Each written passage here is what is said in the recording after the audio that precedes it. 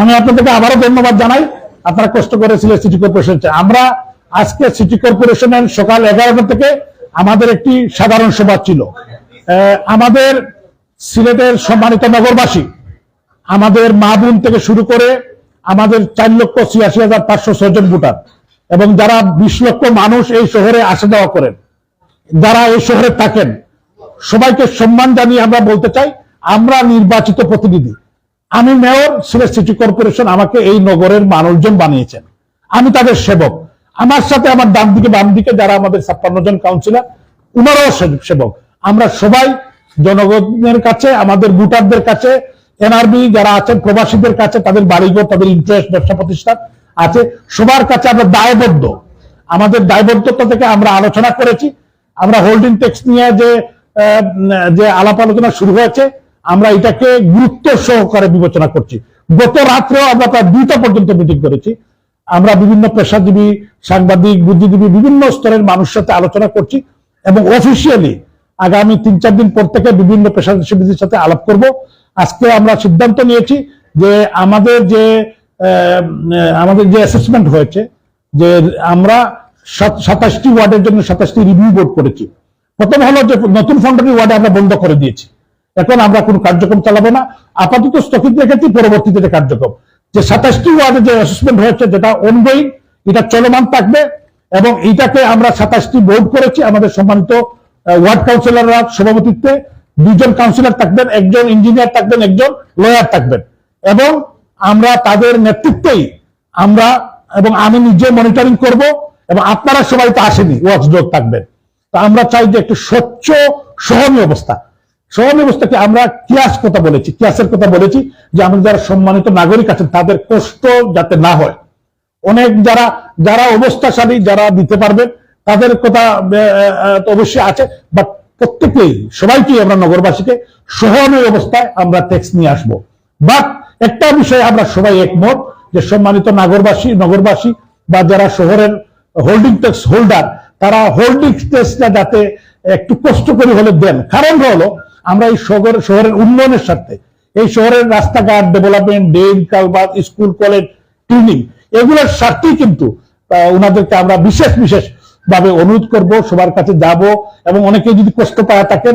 এবং আমরা একটা জিনিস মেকশিওর করতে চাই, যেটা হলো যে কোনো নাগরিক আমাদের কাছে আসতে পারবেন, আমাদের রিভিউ বসবে, রিভিউ বোর্ডের সাথে সামনে আসবেন, কথা বলবেন এবং তাদেরকে সহনীয় অবস্থায় নিয়ে আসা হবে, তাদের যাতে কষ্ট না হয়। আমরা এটা 100% কমিটেড এই ব্যাপারে যে আমরা কোনো কষ্ট দিতে চাই না, বাট আমরা সবাইকে ট্যাক্সের আওতায় নিয়ে আসবো, এটা কমিটেড। এবং সবাইকে ট্যাক্স দিতে হবে, যে হোল্ডিং ট্যাক্সটা দিতে হবে, এইটা বিষয়ে আমরা সবাই একমত। 42টা ওয়ার্ডে দিতে হবে এবং পরবর্তী যে ওয়ার্ডগুলা একে একে হবে, কিন্তু একটি সহনীয় অবস্থায়।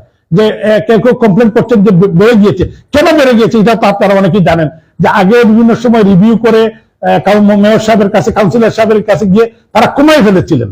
এখন হঠাৎ করে যখন আমরা নতুন অ্যাসেসমেন্টে গিয়েছি, যে কারণে হয়তো হাউকাউ শুরু হয়েছে, তারপরে এটাকে আমরা বিবেচনায় নিয়েই আমরা একটি সহনীয় অবস্থা এটাকে নিয়ে যেতে চাই। কারণ আমরা এই সম্মানিত নগরবাসী, আমরা তো ভোটে নির্বাচিত, আমরা বারবার ওয়াদা দিচ্ছি যে ওনাদের সেবক আমরা। মানুষের কষ্ট লাঘব, মানুষের মনে কষ্ট দিয়ে তো আমাদের কাজ না। আবার হলো ডেভেলপমেন্টের স্বার্থে, শহরের স্বার্থে, সিটির স্বার্থে আমাদেরকে এটাকে করতেই হবে।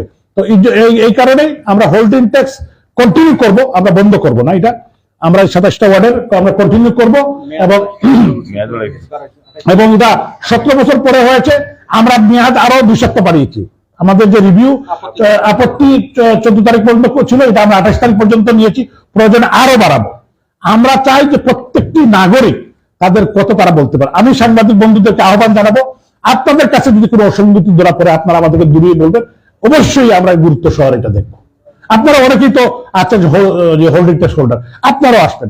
মানে আমরা সম্মিলিতভাবে আমরা আলাপ আলোচনার ভিত্তিতে এবং আমরা সাংবাদিক, বুদ্ধিজীবী, সুশীল সমাজ, শিক্ষাবিদ, শ্রমিক, মজুর, কৃষক, এই শহরের বাসিন্দা, আমাদের রাজনীতিবিদ, বিভিন্ন দলের সবার সাথে আমরা কথা বলবো।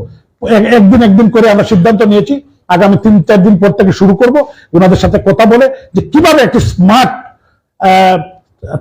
হোল্ডিং ট্যাক্স আমরা আগামী দিনে আমাদের সবার সামনে উপস্থাপন করতে পারি, এই লক্ষ্যে কাজ করছি। আপনাদের অসংখ্য ধন্যবাদ। ইনশাল্লাহ আপনারা সবাই খুশি হবেন, আমরা কাউকে কষ্ট দিব না, এবং আপনারাও এটা বিশ্বাস রাখতে পারেন আমাদের উপর যে আমরা আপনাদের সন্তান, আমরা এই সিলেটের সন্তান।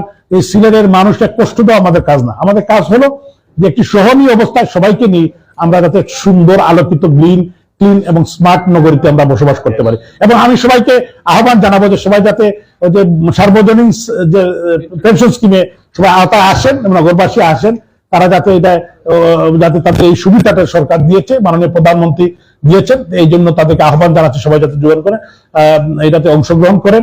আপনাকে অসংখ্য ধন্যবাদ। এখন সাংবাদিকদের কোনো প্রশ্ন থাকলে আমরা এটা উত্তর দিব। ধন্যবাদ। বলেন। আমরা দেখেছি গত বৃহস্পতিবার সাবেক একটা সংবাদ সম্মেলন করেছে, তার বক্তব্য থেকে এই বিষয়টা উঠে এসেছে, যখন বাড়ানোর একটা কথা আসতো বলা তখন তিনি সকল শ্রেণী পেশার নাগরিকদের সাথে বসে সেই বিষয়টা তিনি সেই পর্যায়ে বাড়ান দেন। তো আপনি কি মনে করেন, তারপর তো অনেকটা দিন চলে গেছে, সেই না বাড়ানোর ইস্যুটা কি এখন আসলে রিফ্লেক্ট করছে কিনা আপনাদের সেটা? ধন্যবাদ।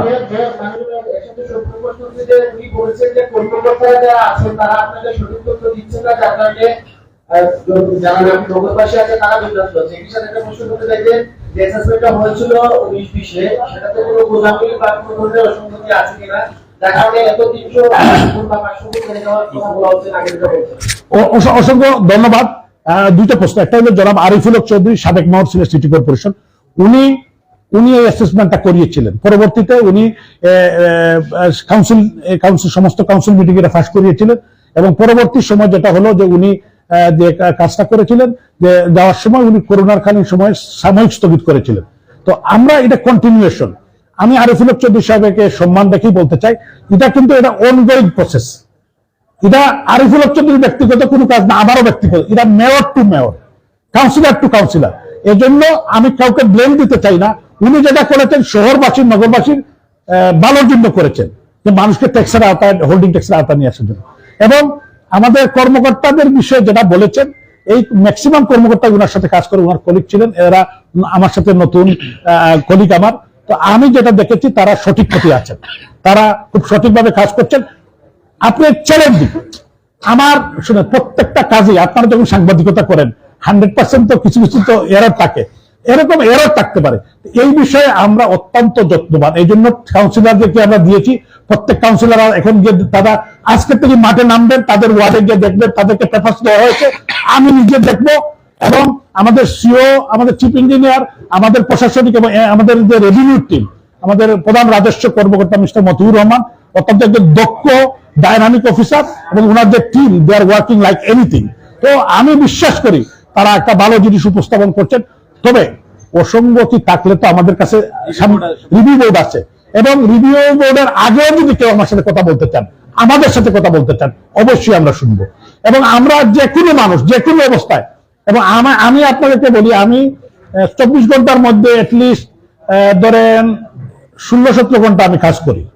এই নগরের প্রত্যেকটি মানুষের জন্য আমার বাড়ির দরজা খোলা, আমার সিটি কর্পোরেশন, আমি যেখানে যাই না কেন, আমি মানুষের কাছে, মানুষ গেলে আমার সাথে কথা বলতে পারে। হ্যাঁ, তারপরে যে সবার সাথে আমি কথা বলতে পারি এটা ঠিক না, কিন্তু আমি চেষ্টা করি, বা আমার কাছে অ্যাক্সেস সবার আছে। এবং আমাদের সম্মানিত ব্যবসায়ী নেতৃবৃন্দ আছেন, আমাদের মাহউদ্দিন সেলিম ভাই আছেন, আমাদের রিপন ভাই এসেছে, আরো নেতৃবৃন্দ, আমাদের বিএনপির আমাদের বড় নেতা আব্দুল কাইম জালালি পঙ্কি ভাই এসেছেন, ওনাদের একটা টিম নিয়ে তাদের দিয়ে দিচ্ছি। এবং আমাদের জাকির ভাই, আমাদের জাসদের সভাপতি জাকির আহমদ, উনিও একটু পরে আসবেন। তো নেতৃবৃন্দ আসছেন, ওনাদের কথা শুনছি। এবং এই শহরের যারা আমাদের থেকে বয়োজ্যেষ্ঠ, তারা তো আমাদের মুরব্বী, তারা তো যে কোনো সময় আমাকে ফোন করে বলেন, বা আমি তো ওনাদের কথা শুনি, নির্দেশনা দেন, আমরা শুনি। তো আমি মনে করি না কোনো অসুবিধা হবে।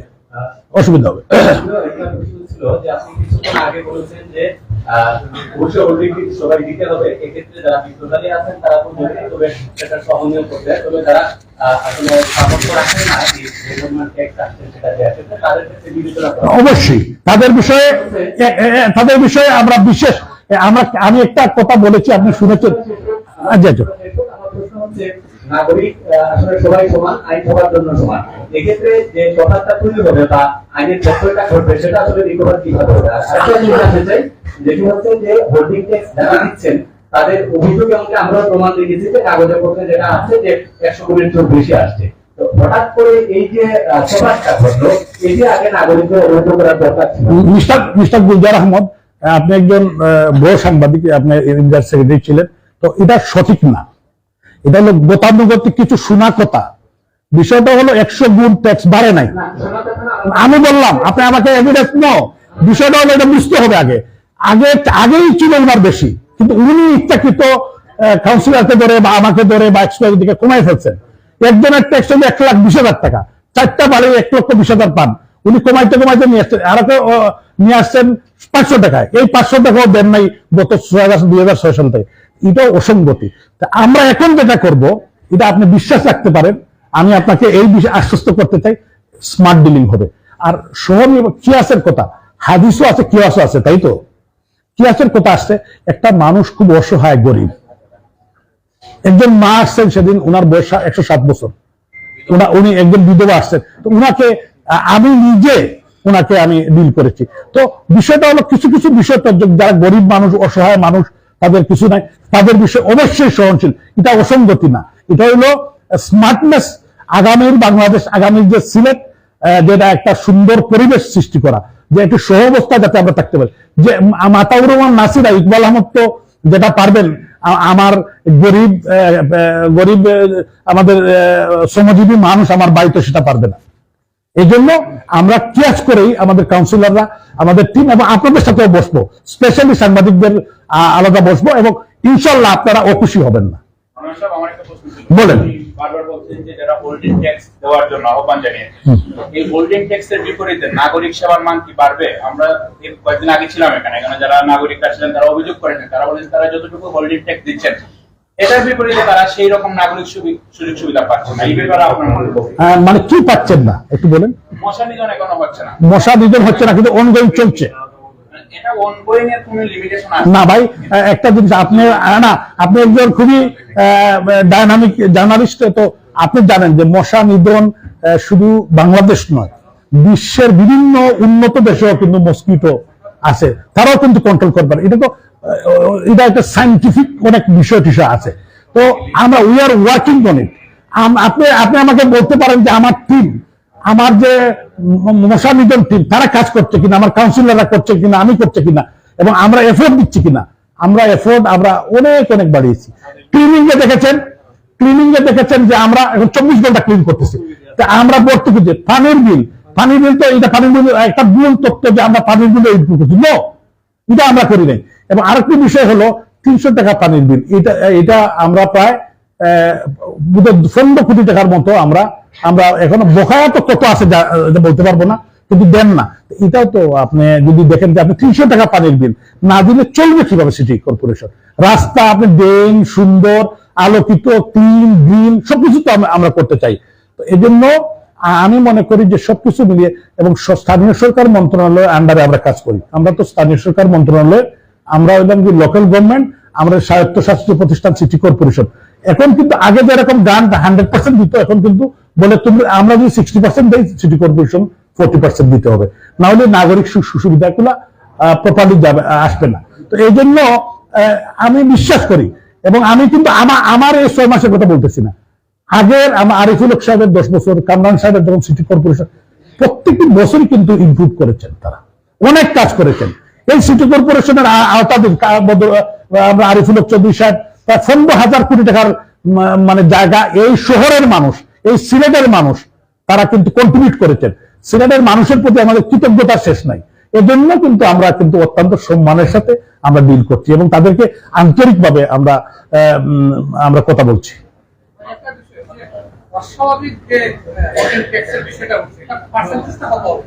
মানে 75,000 হোল্ডিং আছে, কত পার্সেন্ট হবে যে অস্বাভাবিক? না, অস্বাভাবিক না, আমি বলি কাকে, মনে করেন আমি আপনার একটা এক্সাম্পল দিই। যেমন আমার বড় ভাই 10টা ফ্ল্যাট আছে, উনি একটা অফিস বানাইছে আর 10টা ফ্ল্যাট, উনি তাকে লন্ডনে, তো উনি এগুলা ভাড়া দেয়, কিন্তু উনি ভাড়া যেটা পায়, এই ভাড়ার 20% রাখে সিটি কর্পোরেশন দিতে হবে।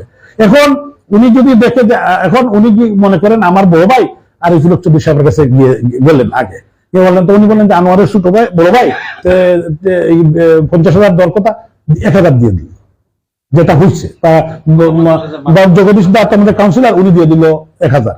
এখন উনি কিন্তু 19,000 কমাই ফেলছে। এখন যখন আমার বড় ভাইকে অ্যাসেসমেন্ট করে যখন ওনার হয়ে গেছে আগের 20 আর আরো বাড়ছে, হয়ে গেছে 40, এই তো লাফানি শুরু করছে উনি। This is the case. এখন বিষয়টা হলো আমি আমার আজকে আমাদের রেভিনিউ অফিসারকে না এটা না, আমরা 5 টাকা পার স্কোয়ার ফিট, 5 টাকা সব ক্ষেত্রে না, কিন্তু আবাসিক বাণিজ্যিক 8 টাকা। আচ্ছা, কতটা তো বলতে পারবো না এখনো। এখন আমরা যখন আমরা রিভিউ করবো, রিভিউতে কিন্তু বসে যাবে। আর আরেকটা বিষয় আমি বলি, মনে করেন একটা হোটেল, দরগাগাইতে হোটেল, তারা ব্যবসা করে 20 লাখ টাকা মাসে, 20 লাখ টাকা বছরে, অত কয়েক কোটি টাকা, তারাও কিন্তু ওই 1-2 হাজার টাকা দিতেছেন। এখন আপনারাই বলেন, বলেন আপনারা, এবং আমি আপনাদেরকে দেখাবো সবকিছু। আমি আপনাদেরকে সব সাংবাদিক দ্বারা সবাইকে তো নিয়ে বসতে পারবো, আমি এটলিস্ট আপনাদের সাংবাদিক 3 প্রেস ক্লাবের নেতৃবৃন্দকে নিয়ে বসতে চাই, এবং আমরা পিন পয়েন্ট করে আপনাদেরকে নিয়ে আপনাদের এটলিস্ট ধরেন আমরা 1-2 জায়গা দেখাইতে চাই। আপনারা 2-1 দিন সময় দিতে হবে, কষ্ট করে 2-1 দিন একটু কষ্ট করবেন আমাদের সাথে। এটা যদি নগরের সাথে, শহরের সাথে আপনারা যদি চান, সবাই আমি একটা হল ভাড়া করবো, আপনারা বসে দেখবেন যে আমরা, এবং এইটা দেখবেন যে আমরা কোথায় কি করছি। আমরা কোনো অসুবিধা নাই, আমরা ট্রান্সপারেন্ট। আমরা কিন্তু আজকে যে কথা বলছি, আমাদের 100% আমরা এই রুমে যারা কিনা আমরা একমত, কিন্তু সবাই কোনো দ্বিমত হয় নাই, এবং সম্মিলিত প্রচেষ্টা আমরা আলোচনার ভিত্তিতে। এবং ওই যে কিয়াসের কথা, আমার একটা ভাই কিন্তু গুলজার সাহেব বলছে, এটা নিয়ে আমারও প্রশ্ন ছিল, আমিও কিন্তু কনফিউজ ছিলাম, কিন্তু পরবর্তীতে ওই যে আমি চলে গেছি কিয়াসে যাওয়া ছাড়া আমার কোনো উপায় নাই, আমাদের কোনো উপায় নেই। কারণ ইকবাল আহমদ সাহেবের যে হোল্ডিং ট্যাক্স, এটা কিন্তু আমি আমার একজন শ্রমজীবী মানুষের কাছে পারবো না। অনেকেই সিলেটের যে আমাদের যে বর্তমান যে প্রেক্ষাপট, আমাদের কিন্তু অনেকেই কিন্তু পাকা বাড়িতে আমরা থাকি, মোটরসাইকেল চালাই, কোনো ইনকাম নাই। তো বলেন এটা কিভাবে হয়? এটা হলো বোন জামাই কিন্তু লন্ডনে থাকে, বোন টাকা পাঠায়, বোন বানাই দিচ্ছে টাকা কিনা বাপ মায়ের জন্য, বাপ মা মারা গেছে, ছেলে আছে বেকার, মোটরসাইকেল নিয়ে ঘুরতেছে, পেট্রোলও দেয় বোন দিতে। এখন সে তো ট্যাক্স, এখন আমি তো দেখতেছি যে তার তো 2 তলা বাড়ি, বাড়িটাও 2 তলা, হোল্ডিং ট্যাক্সও তার দিতে হবে, কিন্তু তোর টাকা তো নাই। এগুলো কিছু বিষয় আছে আমাদের সামাজিক প্রেক্ষাপট। Being a mayor of city corporation, আমি যখন নির্বাচিত প্রতিনিধি, আমি সবসময় বলি না যে আমি আপনাদের সেবক, এই নগরবাসীর সেবক। তো সেবকের কাজ তো মানুষকে নির্যাতন করা নয়। আমরা সহনীয় অবস্থায় স্মার্টলি মানুষকে যাতে সেবা দিতে পারি, এই লক্ষ্যে কাজ করব, এবং এটা আমরা করবো ইনশাআল্লাহ। বলেন, করা যাবে, ওয়ার্ড থেকে আমরা ওপেন করে দিচ্ছি, এবং ওনারাও আসছেন।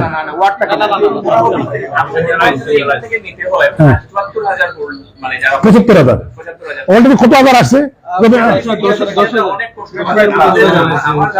আমাকে আপনারা কি চান যে প্রত্যেক ওয়ার্ডে, মানে এখানে থাকলো প্রত্যেক ওয়ার্ডেও থাকলো? আচ্ছা, আমরা 2-1 দিন পরে আমাদের আর কি মিটিং আছে, এই মিটিং আমরা আলাপ করবো।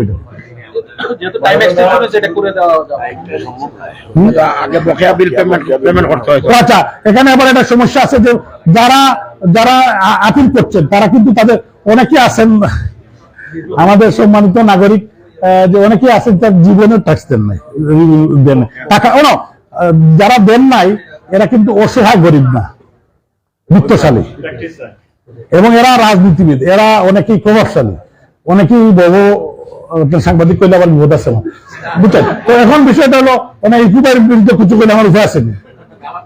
এখন বিষয়টা হলো যে আমি বলতেছি যে কিছু this is Bangladesh, this is Sylhet, এটা তো আমরা এটা কেউ করে আমার দৃশ্যও লাভ নাই, এর বাইরে আমি নিজেও না। কিন্তু কেউ যদি আমার ধরে, আমি এখন স্ট্র্যাটেজি চেঞ্জ করছি, স্মার্ট হয়ে গেছি, আমি বুদ্ধি একটু বাড়ছে আমার, আমি বলছি এখন আমি কমাবো না, একবারে করে আমি পকেটটাই দিয়ে দিব, প্রয়োজনে হয়তো 100-200 জন বা 50 জন আসবে, আমি আমার পকেট থেকে দিয়ে দিলাম। একজন আসছে কামরান ভাই, তাকে কিয়ামত পর্যন্ত মাফ করে দিয়ে গেছে, তখন কামরান ভাই যেহেতু মাফ করে দিয়েছে আমার নেতা, এখন আমি বলছি যে আমি আমার প্যাকেট থেকে আপনাকে দিয়ে দিলাম, কিন্তু মাফ করতে পারবো না, এটা তো এথিক্যালি পারি না।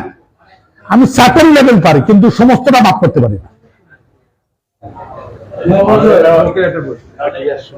এই যে ট্যাক্স নিয়ে নগরবাসীর মনে যে ক্ষোভ এবং হতাশা বিরাজ করছে, বিভিন্ন জায়গায় মানুষ বসবাস করছে, নগরবাসীর উদ্দেশ্যে আপনার সর্বশেষ মেসেজটা কি হবে? আমি তাদেরকে কি রিভিউ পর্যন্ত অপেক্ষা করতে হবে? এটাই আপনার সর্বশেষ আমার সম্মানিত মা বোন নগরবাসী, আপনারা আমার উপরে আমাদের কাউন্সিলের সিটি কর্পোরেশনের উপর আস্থা রাখতে পারেন। আমরা আপনাদের সন্তান, আপনারা বুদ্ধি আমাদেরকে সেবক বানিয়েছেন। আপনারা আস্থা এবং বিশ্বাস রাখেন, আমরা রিভিউ করি এবং আশা করি তারাও খুশি হবেন না। সন্তানের উপর মানুষ রাগ করে না, কতক্ষণ থাকতে পারে? তো রাগ করছেন, আবার এই রাগ যাবে, আবার খুশি হয়ে যাবে, খুশি করে দিব আমরা। সবাই যাতে রিভিউ করে এবং আসে, এবং তাদের রিভিউ করলে কিন্তু তাদের রিভিউ না করলে তাদের কিছু করে না। আমরা ধরে নেব সে কি আছে। আমাদের শ্রদ্ধেয় মন্ত্রী একটু বলতে চাই যে সকল নাগরিক সুবিধা আমরা কিন্তু কাউন্সিলের কার্যালয় থেকে নিই। জন্মসনদ, মৃত্যুসনদ সব কার্যক্রম কিন্তু করা, কিন্তু এই কার্যক্রম দেখা যাচ্ছে যে সবাইকে চিঠিতে আসতে হচ্ছে। এ ব্যাপারে কি মানে তড়িৎ গতিতে কোনো সিদ্ধান্ত নেওয়া যাবে যে কাউন্সিলের কার্যালয়ে করা যাবে কিনা না? কোনটা? না, ওই যে হোল্ডিং কিছু বিষয় নেই। হোল্ডিং এখন আসতে হবে, ওই কারণে হোল্ডিং ট্যাক্সের একটু কষ্ট হবে। আমরা সুযোগ সুবিধা একটু রাখছি সব ওয়ার্ডের জন্য, কারণ একটু যদি না আসলে ওনাদের তো চেক করতে হবে, ফর্ম ফিল আপ করতে হবে, বকেয়াটা দিতে হবে।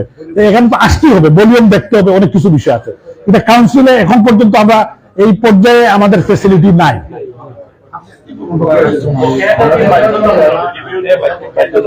হ্যাঁ, বাদ দিব না।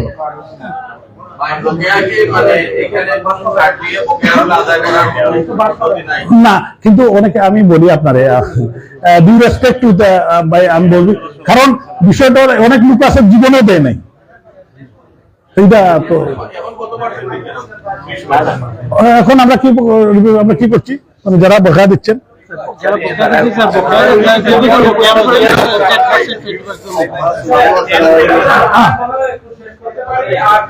যেহেতু ট্যাক্স নিয়ে কথা, ট্যাক্স নিয়ে যে প্রশ্ন মনে হয় শেষ, ট্যাক্স নিয়ে প্রশ্ন শেষ, সুতরাং আমার মনে হয় শেষ করে দেন এই দুপুরবেলা। ঠিক আছে, আমরা পরবর্তীতে আবার ডাকবো। অসংখ্য ধন্যবাদ, আপনারা কষ্ট করে আসছেন। আসসালামু আলাইকুম রহমতুল্লাহি ওয়া বারাকাতুহু। আদাব।